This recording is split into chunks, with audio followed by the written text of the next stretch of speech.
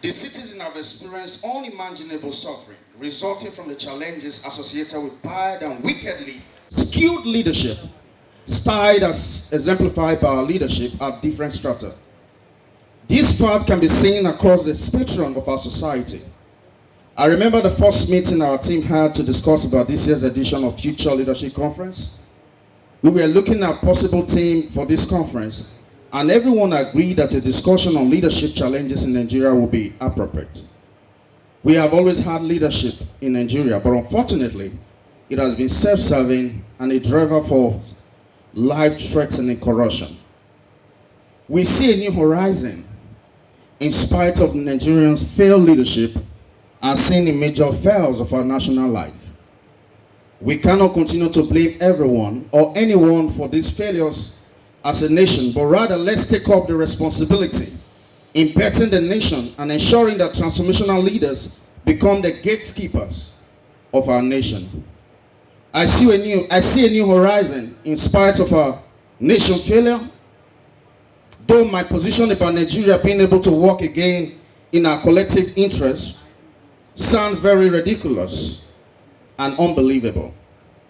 It is even more worrisome when one considers the obvious high level of insecurity, banditry, killing. But it is time to take responsibility for our collective aspiration as a nation. Being pessimistic and indulging in unending complaint about what we're presently going through in this nation will not cut it.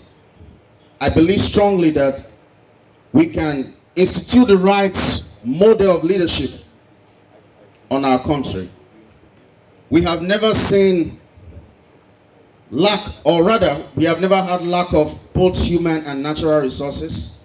Rather, our albatross has been bad leadership. If we are able to holistically address the issue of leadership in Nigeria, then taking our rightful place among the Committee of Nations will be a reality.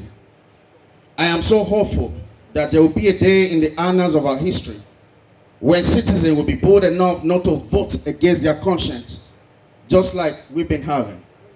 We see grown-up, taxable adults lining up to vote against their conscience.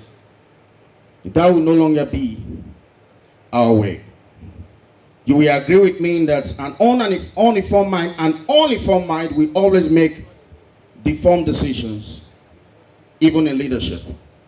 The elites have used poverty as a weapon to skew the thought pattern of Nigerians towards making wrong choices in power to keep themselves there against the will of the people. I have critically assessed our problem as a nation, and it has dawned on me that amidst all the challenges bedeviling us as a nation, the most predominant is leadership. It is believed that the greatness of any nation depends on the quality of leadership. The clamor for constitutional review and restructuring of Nigeria ought to be an unending debate. If we have a leader that thinks beyond selfishness and nepotism, we are proposing transformational leadership because it is structured on empathy and collective responsibility. Transformational leadership is a model of leadership where a leader works with his team of followers beyond their immediate self-interest or immediate benefits to identify needed change by creating a vision to guide the change through motivation, influence, inspiration, and executing the change in tandem with committed followers. This change in self-interest alleviates the followers' level of maturity and ideas, as well as their concern for the achievement. A transformational leader's behavior influences followers and inspires them to perform beyond their perceived capacity. That is achieving unexpected and remarkable feats. The four I's of transformational leadership are inspirational motivation, idealized influence, intellectual stimulation, and individualized consideration. Inspirational motivation is when the leader inspires the followers to achieve. These leaders set high and reasonable goals for their followers and their organizations. They inspire commitments and they create a shared vision for the organization. Leaders that utilize inspirational motivation motivate followers intrinsically and extrinsically, and they are able to articulate their expectation clearly.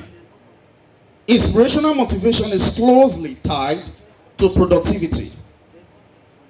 Productivity leads directly to having a source of worth and could be considered with both inspirational and visionary, leading to a positive emotional impact on the followers. Idealized influence is when the leader acts as a strong role model for their organization and lead by example. These types of leaders consider the needs of their followers and prioritize their needs. They typically have loads of commitment and are very ethical. Most often, their follower tries to emulate them as they tend to identify with them very easily. When subordinates try to emulate their leader, emotional attachment tends to form and enforce their dedication. Intellectual stimulation is when leaders encourage their followers to think for themselves. These leaders are creative, innovative, and are very open to new ideas. They tend to be very tolerant of their followers' mistakes and even encourage them as they believe they promote growth and improvement within the organization, and in this case, our nation. This leader creates learning opportunities for their followers and abandon obsolete practices. Individualized consideration is when the leader establishes a strong relationship with their followers. This leader acts as caring, supportive resource for their followers and their organization. They mentor their followers and allocate time to develop their followers' potential. One of the ways in which leaders can develop their followers is by delegating specific tasks that will foster their individual development. The above has further exposed that we have lack quality leadership in this country, especially since the return of democracy in 1999. Most of our elected appointed leaders have always considered their interest far above the citizens' interest. A transformational leader will always see himself in others. That is, he lives because others are living. Such leaders deserve and desire decent living for everyone, unlike what we currently experience in Nigeria. Our present crops of leaders in Nigeria needs mind renewal to be deliberately concerned about the citizen, because the essences of leadership, of government, are the citizen. What should bother us the most as a people is how we get the right model of leadership that will bring about the reality of a prosperous nation.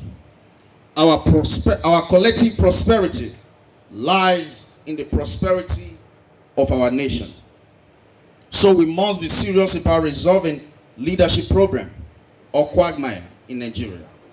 It is on these notes I want to encourage everyone to be patient and get the best of this conference, as we have an array of prolific and experienced speakers. All that is aimed at bringing you the conversation that will bet a transformed Nigeria. Once again, I thank you for being in this conference, Future Leadership Conference 2021. God bless you and God bless Nigeria.